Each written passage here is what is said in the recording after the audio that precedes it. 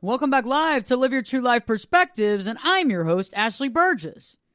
Tonight I want to talk about education, about knowledge, about manipulation. When was the last time that you heard those three words together? Education, knowledge, manipulation. And I recently began to realize as I read headlines, as I go through this life and deal with day-to-day, 24 hours a day, 7 days a week life with the news and the broadcast and the media and the this and that, I've realized that there is a large portion of our society, for one reason or another, who seem quite manipulated by what they read and hear.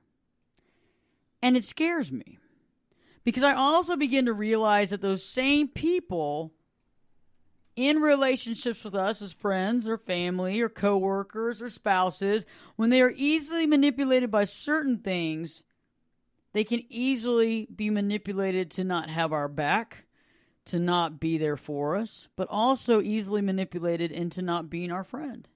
Maybe not even being there for us. And I begun to realize just how this impacts our life. And the reason why this show is important to you is life can be tough. One of the most important things we want in life is to find valuable friends that care about us, that respect us, that love us. And we do the same. Think about it. I mean, family is not good family if everybody's stabbing you in the back. And because this is important, you need to be able to identify if you are being manipulated in life. Are you being manipulated by certain sources or certain people or certain things? Also, you need to be able to see, are there people in your life around you who are being manipulated, and to begin to understand that so that you can either speak to them or put distance between you and that friendship. It's imperative. Life is too short to spend time with people whose values might be different, also with people who decide that maybe getting educated and having the right knowledge isn't that important.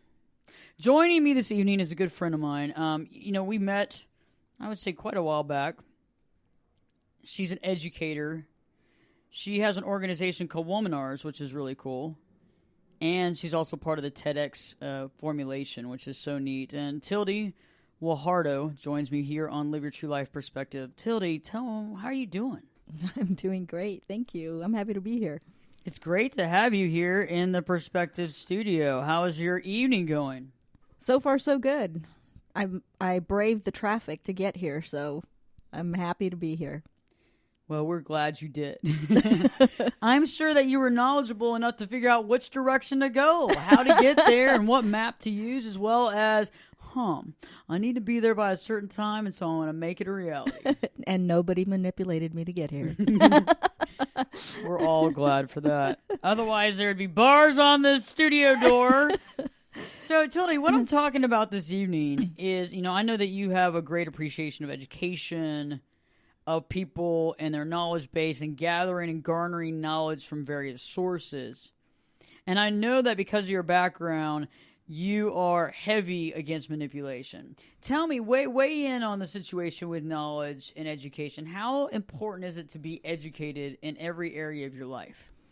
Well, I think for me, it came, the thirst for knowledge and education actually came out of being so one-sided in my own life and only looking at one perspective for so long. So for a long time, I had this really overly prejudicial view of everybody who didn't think like me.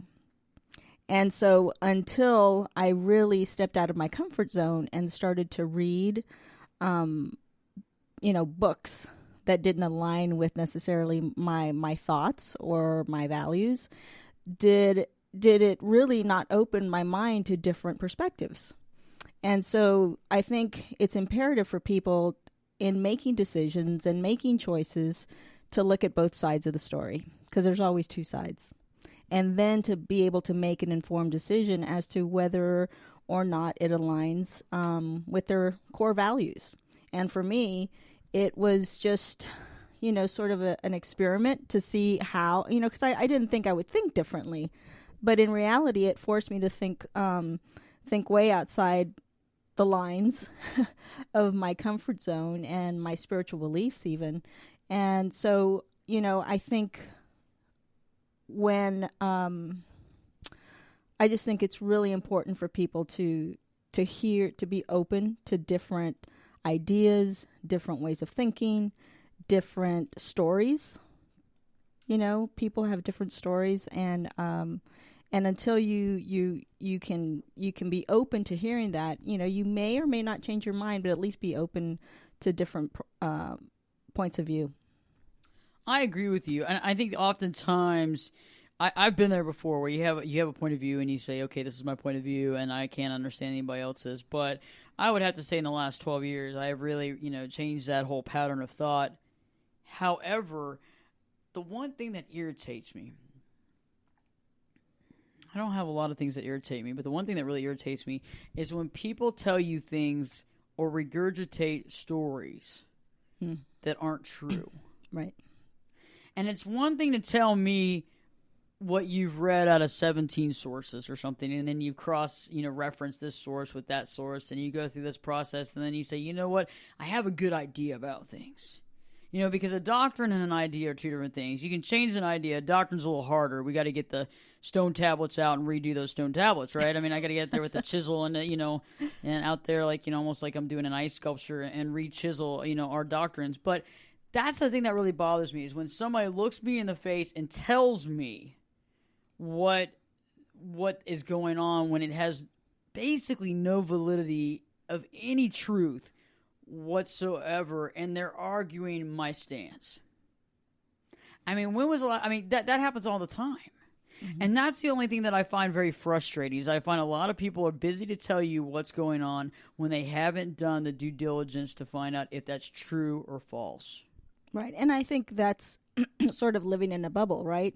I was at a TEDx or a TED conference not too long ago, last year, and the statistics, there was a guy that was doing a presentation on social media and how, we're supposed to be more connected, more open. And in reality, even within social media circles, people stay within their circles. They don't go outside of those circles. So in reality, we're becoming more polarized because we don't look, or we don't like, if you will, things that are outside of our comfort zone, and we don't read articles that are necessarily opposed to our views.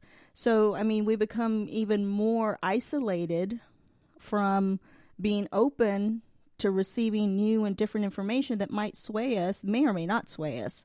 But, I think when I heard that presentation on social media, and it's not just Facebook, it's Twitter and it's everything else, where people polarize themselves and isolate themselves into believing and continuing to believe the way that they've always thought, because they're not going outside of their comfort zones. I agree with you. I find it interesting, too, though, on the same flip-flop of social media, is how you can post something very, very positive, not argumentative, not negative, not preachy, but somehow or not, there's a percentage of people that feel like they're allowed to comment in the most negative of ways. And I just find it almost appalling.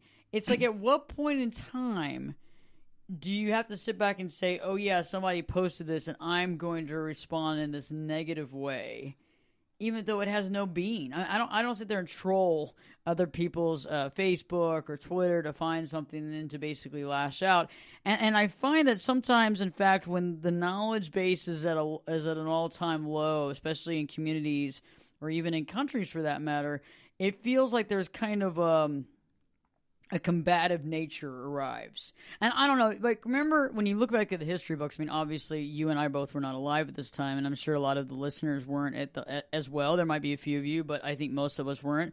Back in World War II, during the Nazi regime, when they were burning books and that sort of thing, there was a lot of people there that were just regurgitating what they're told. Mm-hmm. How many of those people were throwing the books on the piles because they wanted to, or because they were told to do that, or they were told that that's what people are doing. And I find that extrapolation in a part of our society today that seems to be following people. Are they following people because that's their belief system, or have they been led to and manipulated to believe that this is the new reality? I think it's both. I think a lot of times people will follow other people because it is their belief system and their value system that they align with. But I think a lot of times, especially with the media today, the way that it is, being so one-sided, if you will, you take CNN and you take Fox News, two totally different news agencies that are obviously aligned with the right and the left.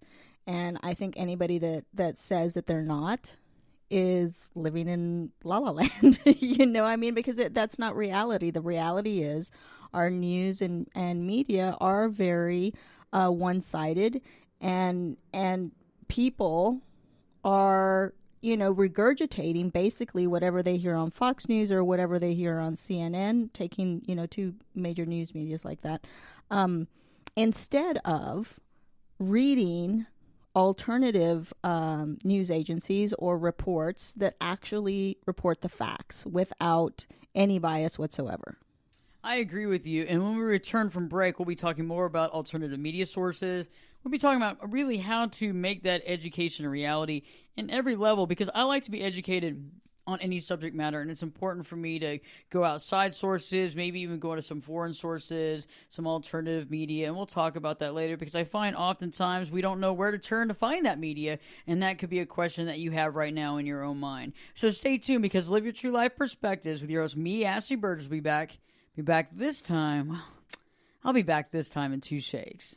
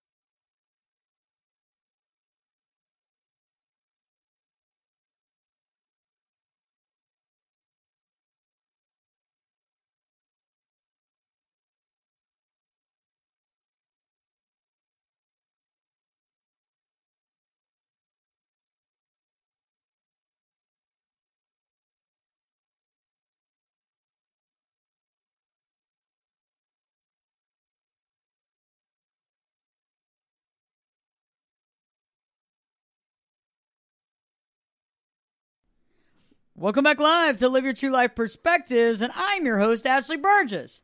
Tonight we're talking about education, knowledge, manipulation, and how these 3 things all come together, and how lately, and maybe, forever, maybe this isn't something new, I don't think it is, but I think that it has come to a crescendo recently in our society, throughout the world, really. And Tilde Guajardo is joining me here in the studio on Live Your True Life Perspectives. And, Tilde, right before the break, we were talking about media. And I agree with you. Different media sources have a different sway. And it's based on ownership. It's based on their directive of what they were told. But I look at life and I realize there are alternatives. But I find, like anything, it's almost like finding that remedy for a cold, right? That remedy for a cold that it's not in a box. And you don't buy it over the counter at Walgreens or CVS. I want to make sure I'm politically correct, because I think those are the only 2 pharmacies left around this world. Anyway, so you're not going to buy it at either one of those places, which if y'all wanted to sponsor this show, I would definitely be there all the time. However, think about it. I go into Walgreens and you think about it. Nobody has like that mother's remedy, that grandmother's remedy, right? And sometimes that grandmother's remedy could be the thing that you've looked for your whole life. And it works. I mean, like, you are healthy as, like, healthy is, 100% after you take that one night, because it's like grandma's remedy. I find that the same as finding alternative sources of media. It's like you have to either stumble upon it or you have to known about it. And I find that we often feel like we are limited, but I think we're far from limited. I think that nowadays, more than ever, we have access to anything. Mm-hmm. No, I totally agree, and I think it helps having traveled a lot in Europe this past year to where, you listen to BBC and you listen to local news outlets in other countries, and even having people visit here in Dallas that come from other countries. And I specifically remember one group of women that I hosted at my house for dinner that were from Afghanistan. And I said, what's the one thing that you would like for us to know? And I had some friends over for dinner as well. And I said, so what's the one thing that you'd like for us to know here in the States that we wouldn't otherwise know? And they said, well, don't believe CNN. Mm-hmm. And I said, why not? I said, because it's propaganda. This was right before Obama was taking office and stuff. And the threat of the U.S. military leaving Afghanistan was imminent. And they knew that if the military left, that things would go back to the way that they were or worse.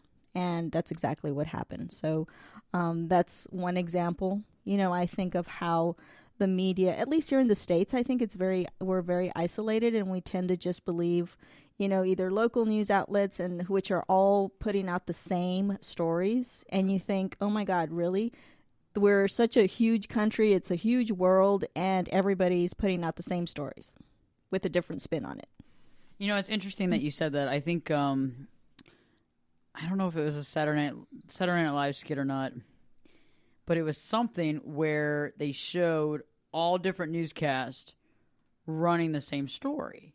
And they had splices of each newscast, and it was something funny like the Easter Bunny or something. It was like an Easter thing or something like that. And they all had the same story. And the only differences within each story was the cadence, the expression, and the emphasis. So it was like, the Easter Bunny today, we're here for all the kids. And it was a hopping good time. And then you hear the other newscaster out of Cleveland. It was a hopping good time. And then you had another one going, hopping, hop, hop, good time. And they all did it, but they added their own cadence or change to it. And it was funny because I kind of stepped back from that. I was like, oh, that's so funny. And it took me sadly enough, Tilde, it took me probably a good few hours to catch that. Yeah. And when I caught it, it was like, it was like a rock to the head. I was like, ow. So if they're doing that about the Easter Bunny, right, where else is this extrapolated to? Mm-hmm. And I agree with you. When you go out of this country and you talk to friends that don't live in the United States, you get a much different perspective of not only how that country feels about the United States, but also what's actually happening. And one thing that I figured out when I get out of the country is I find out wars and things that we're involved in that I don't even know we're in. And I'm not, I find myself as a pretty educated person, but I'm like, we're there? Mm-hmm. We're in Africa? Yeah. What are we doing there? And everybody's like, where have you been? And you have to admit, it's unbelievable to really, when we focus on that. And there's nothing, if you're watching these programs and you're inundated in that, we are not at all telling you that you're wrong. What we're saying here is we're just saying we want you to open up that mind because you have a purpose here in life and you have a direction. And in order to really fulfill that purpose, you need to be as knowledgeable and as educated as you possibly can. And that's why we're doing this show tonight. Yeah. Because it matters to us. It matters to us that level of competence. So, where do you go for your sources when it comes to news? Because I've started watching, like YouTube. I've started going to various sites. I've also started going outside the country to really read on that stuff, too. Oh, yeah, absolutely. And I think for me, I do the same thing. It's alternate news media that's on the internet, not necessarily, on any network, national network. I also do, the Hispanic television networks do an amazing job in actually reporting about the world. And luckily I happen to be bilingual, so I can understand everything that they're saying, which is really helpful. But you know, the Univision and things like that actually talk about what's happening in the world and talking about what's happening in Africa and everywhere else. But I also look to YouTube the way you do, and Facebook. There are some pages on Facebook that I found, like on the war in Syria.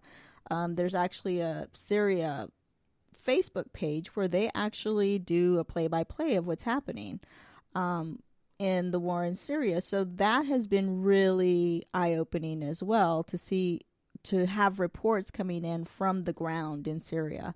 And the battles that are happening and who's won and who's taken over, as well as, you know, one of the reports that came out of specifically out of that page was they had killed an ISIS guard in one of the battles, and they found a cell phone that had a picture of a young girl that was being sold in human trafficking, and you could see that there were people, the Emiratis there, oh my goodness, witnessing this.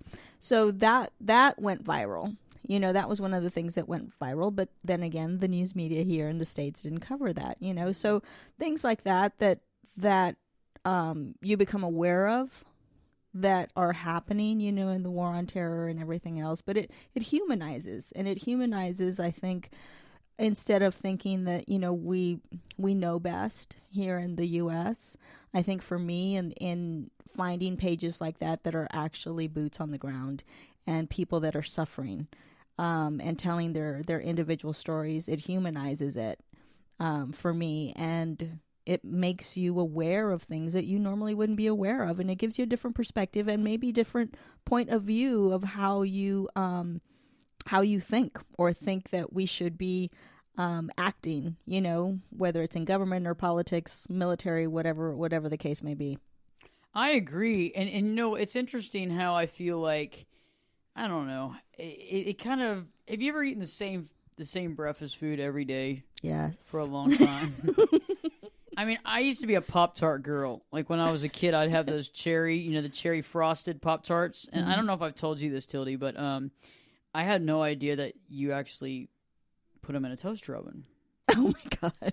So the first time I ever got a Pop-Tart, my mom handed me the little bag, you know, it was kind of like a fake aluminum bag, you know, and it had Pop-Tart written on it. It had 2 little Pop-Tarts in there.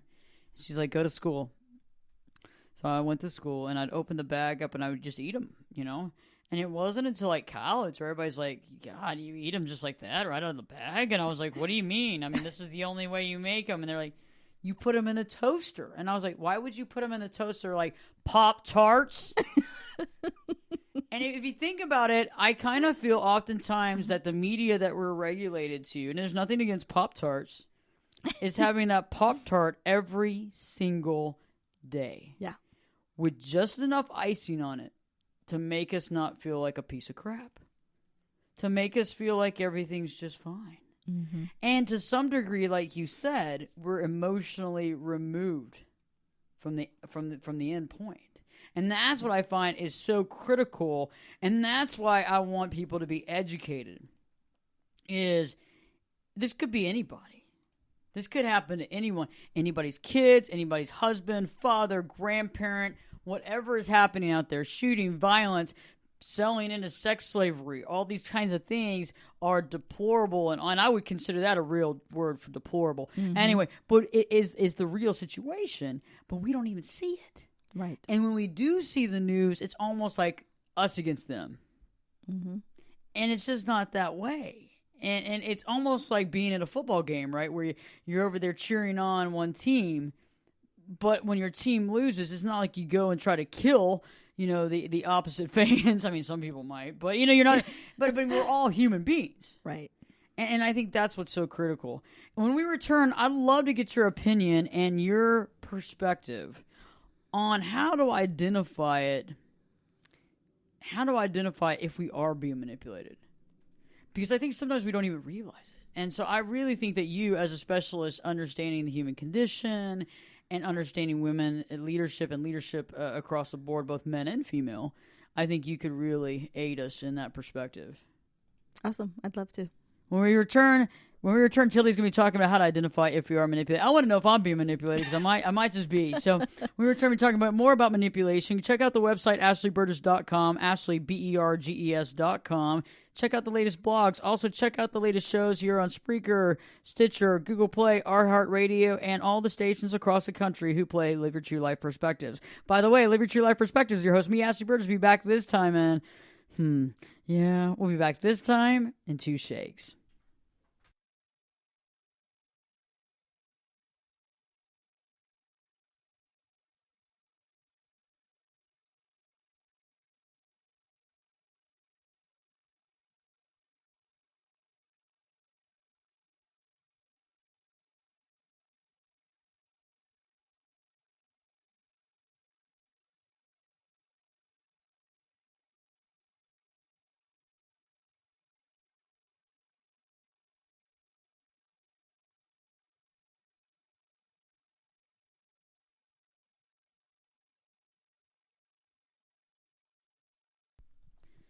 Welcome back live to Live Your True Life Perspectives, and I'm your host, Ashley Burgess. We've been talking about education, knowledge, and manipulation tonight. We've been talking about that in the news, in our world, in our media. And Tilde's been joining me here in studio, and we've been talking about how and what media sources we can look at. You can go to alternative media sources. I like to go on YouTube, to be quite frank with you, and I like to put in some key search words. You know, if you think about it, knowledge is power. And if you think about the concept, let's just say that you have arthritis. Okay, I'm not putting arthritis on anybody here in the audience, but I'm saying, let's say you have it, or you're dealing with it. You're suffering from arthritis pains.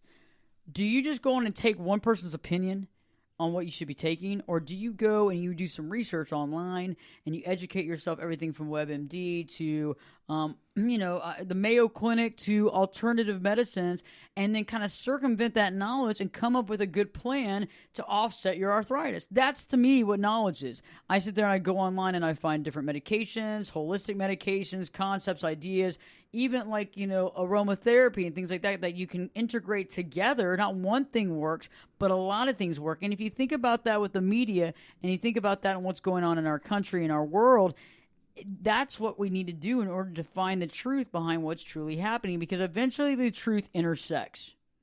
And it intersects with certain knowledge base. And so Tilde, you have that educational background that you understand people, you understand the human psyche, what makes us all tick. How do we begin to identify? Because I might be being manipulated myself right now. How do we identify if we are being manipulated? I think one of the key factors that you'll be able to notice is there's no different points of view. There's no alternative way of thinking or seeing things. You're only led to believe one thing, and there's not an open discussion about the pros and cons of that subject, whatever it may be. And it might be a relationship. And, if you're in a relationship where you're being manipulated easily, it's usually, isolation that does that. So you're being isolated from people who might give you a different perspective or talk to you about different points of views. A lot of times I think in manipulated relationships, you look at domestic violence, for instance, they're cut off from people that love them, from people that will protect them. And they do that by isolating them. I agree with you. And if you think about it so I agree with you on relationships. I see that often in my office. It's interesting how, and I'm not making a blanket statement, but sometimes you'll have couples come in, and one will not let the other come in on their own. Mm-hmm. You'll also see that where somebody's having to hide the fact that they're coming to therapy from their spouse in fear of retaliation. And that is based on the fact that there is things going on in the relationship that maybe if came to light, there would have to be some massive changes. And I agree. It's kind of like the idea of being brainwashed. Right. When somebody's being brainwashed, the last thing that the brainwasher wants the brainwashee to do is to leave their side. Mm-hmm. Because if the brainwashing isn't continuous, I believe if the person gets away for even up to 36 hours, they begin to question what's going on. Yeah. because it's not inundated. Now think about it on a wider scale. So you have that in your relationship bin, and we think about, okay, this is happening on a relationship or marriage or even a friendship or some sort of relationship, one-on-one. What about on a large scale? I think recently in certain media and stuff like that, we're led to feel isolated in our viewpoints. I feel like certain people and certain groups of society are led to feel that what we feel is wrong or what we feel nobody else feels. Right. What's another thing that you think would be an identifier for being manipulated?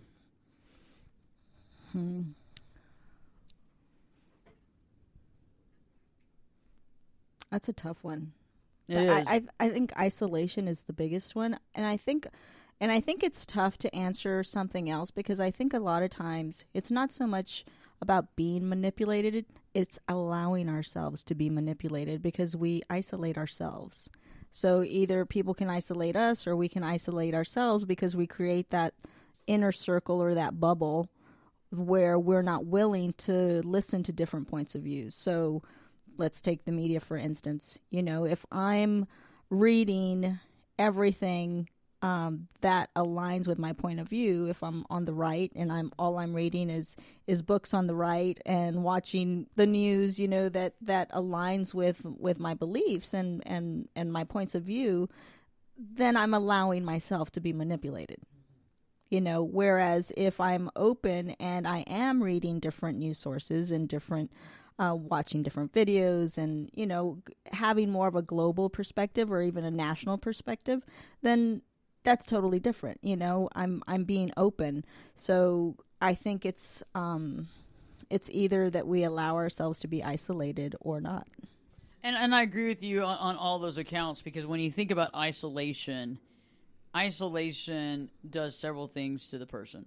First off, when you're being isolated, it usually makes you question your validity, makes you question your ability, makes you feel lesser than, makes you feel as though you don't have what it takes to do something. It's almost like an isolation chamber. Mm-hmm.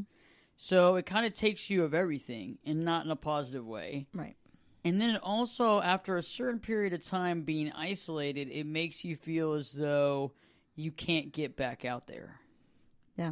Well, and I think also, you know, listening to you speak, what came to mind was we simply regurgitate whatever we're reading or hearing. And instead of actually making our own, you know, intellectual formulations and our own arguments, we simply repeat whatever it is that we're hearing without any thought process to it.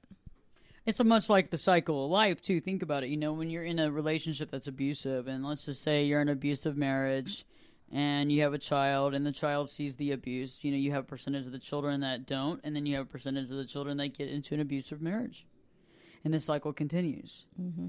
And it's hard to break that cycle. And I agree with you, to be able to have different forms of knowledge and to open your mind and allow other concepts. Because really, if you think about it, there's people involved in every situation. Like in a relationship, it takes two people to tango. There's going to be a little truth on one side and a little truth on the other side, and somewhere in the middle is going to be some sort of reality. And if we look at just one side, even police officers tell you when they go into a domestic abuse situation or a family problem, they sit there and they say, no, there could be a lot of issues. But they sit there and say, hey, we're not going to take everything they say for face value, or the other way around. We have to get everybody separate, question them, and then we piece it together and figure out where the truth is. Mm-hmm. Same as in solving cases, murder cases, anything that is, you have to sit there and try to find the truth. And sometimes it's a needle in a haystack. Sometimes it's right in front of you. But it does take open-mindedness and to look at it from a new perspective, instead of, well, the last time this is the truth. Yeah. We're dealing with other people. Or the last time this mimics this and this looks like that, but it's not. Yeah. And I find oftentimes we try to say, okay, an egg's an egg no matter what. Mm-hmm. But, you know, an egg could have a baby chick in it, or an egg could have an egg in it, or there could be a hole in it. There could be nothing in there. Yeah. But we sit there and just assume the way that it is. I think another thing is lack of compromise. You know, people don't compromise. They're not willing to give a little to get a little. And, you know, instead there's a black or white mentality. And I don't mean that in a race sense, but, you know, just, what's the right word? Just... It's everything or nothing. Yeah, it's everything or nothing, and I think you see that a lot in the political atmosphere that's out there today, and that, you're either, if you're not for the same person I am, then you're stupid. And I think that's, that's the consensus, which is ridiculous. We're all a bunch of stupid people here, right? Instead of crazy? being even, it's becoming more and more difficult to find people that can actually agree to disagree. And I think that's when you really can see whether or not you're being manipulated. And agree to disagree is an interesting concept. Agree to disagree means that I have enough knowledge, and I've also found some sort of sentiments of the fact that this really exists instead of just wandering and just believing blindly into something. Mm-hmm. But I also feel it's interesting. And I find this interesting because, normally you can have a conversation.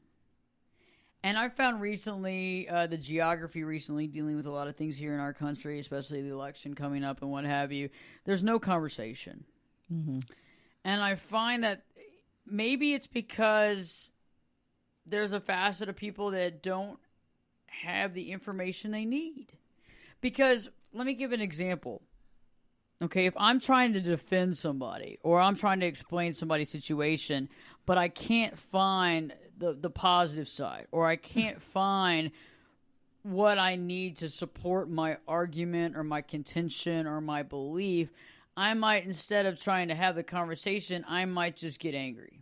Yeah. Because I feel like I'm backed into a corner. And I kind of feel like that's what it is, but I just kind of wish people would let the fight go and say, hey, I might not be happy with everything that's happening, and I might not agree with everything that's happening, but honestly right now, I can't see it. Mm-hmm. And I am appalled, and I am upset, and I do feel like that I have no voice.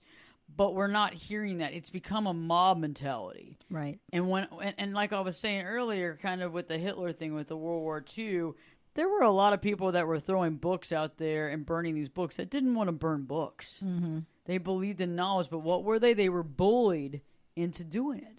Yeah. They were bullied into pointing out the Jews and finding out where were they living so that they could be taken out into boxcars and taken to concentration camps. Mm-hmm. Some of them weren't bullied. Some of them were part of the SS. Some of them were part of that organization that got off on doing that, Right. Some of them were being paid to do that, but others were being manipulated out of fear, right? Out of fear of their own death, or manipulated into believing that the Jews were bad people. Mm-hmm.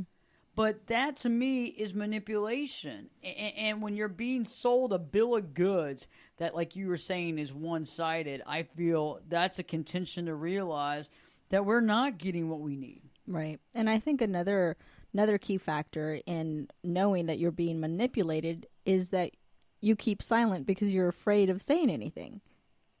Ooh, that's good.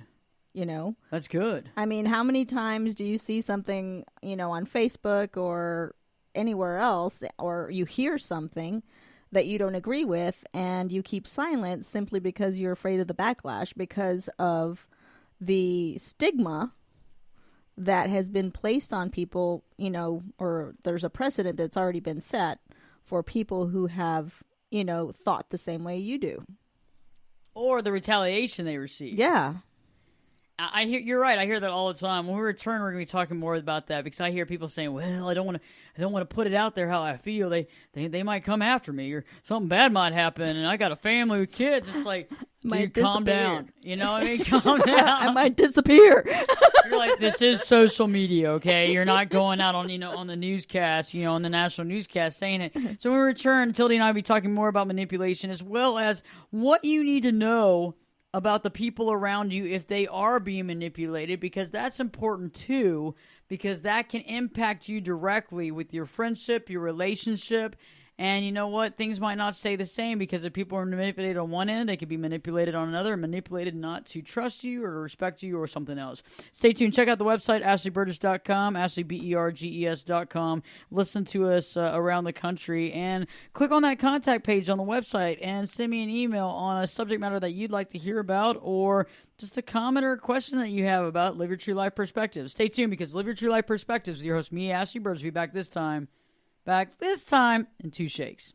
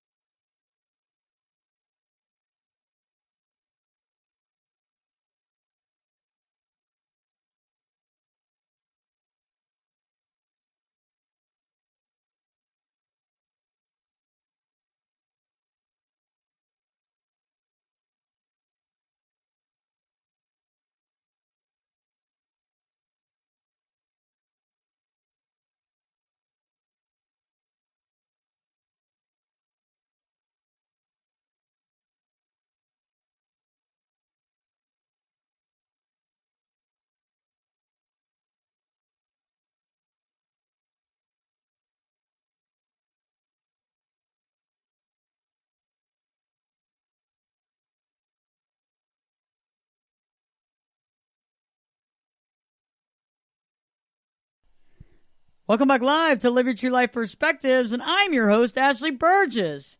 Tonight we've been talking about education, knowledge, manipulation, and right before the break we were talking about how to identify if you are being manipulated and why it's important. Manipulation is not a good thing. It is not a friendly word. It is not a friendly thing. It doesn't help us in any way. And right before the break, Tilde was actually gave us a really good concept, and that was that when we're being manipulated, right, Tilde, that you can feel like you have to keep silent on your viewpoint because you're scared that people will retaliate. Oh, yeah. Well, right? I mean, how many times have you seen a post where somebody doesn't dissents from the point of view of the person who posted, and then they get, just reamed. And really, I mean, it's kind of embarrassing, for the people that are actually so visceral towards somebody who's just not agreeing with them. And I think, it's caused me personally. I remember I posted something, I'm pro-life, right? So I posted something along the lines of being pro-life. And as a woman's advocate, I got just attacked. Are you serious? Yeah. And people couldn't believe that I was pro-life, and were questioning my authenticity about being pro-women. And so it was just really, I was dumbfounded by it, Yeah. And I took up for myself in that post, but I could see how easily it would be for somebody not to ever want to post anything like that again. I agree, and I don't see how the two are mutually exclusive either. I don't understand. Well, me either, but obviously, the people that felt as strongly as they did, were really mean in their attacks. So then it became a personal attack, not on my point of view, but on me and my values. Exactly. So, I use that as an example of how people can be silenced and being manipulated, into almost being shamed into thinking or saying the things that you do. And that's on any account, whether that is that you don't agree with abortion, whether that is that you keep silent because of your values of your religion, whether you keep silent in a marriage. If you're in an abusive relationship and you're scared to speak out, really think about it, because it's not any different. Right. And, I think we have these freedoms that are granted to us. And if you look at, United States, for example, because I know that a lot of folks that are listening to the show don't necessarily live in the United States, and I understand that. But in the United States, we're supposed to have a thing called democracy. And I use the word supposed to have a thing called democracy. And, it's about, freedom of speech and freedom of press and freedom to tell the truth. Yeah. And the freedom to have opinion. And I think that to some degree we've lost the truth and the opinion and the spin altogether. I think that's become one. And I feel, too, that that's also aggravated some people so much and upset people so much that they don't even know who they are, what they stand for. Right.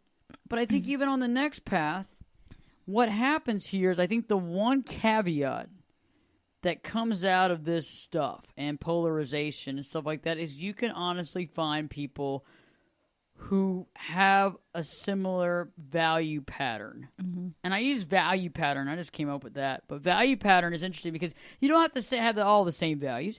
It doesn't have to be identical. You don't have to have that stuff on the back of your car that has like the wife, the husband, the dog, the cat, the little stickers. You could have skeletons or crossbones or whatever you want. You could have like cats and dogs living together, whatever it is that you want.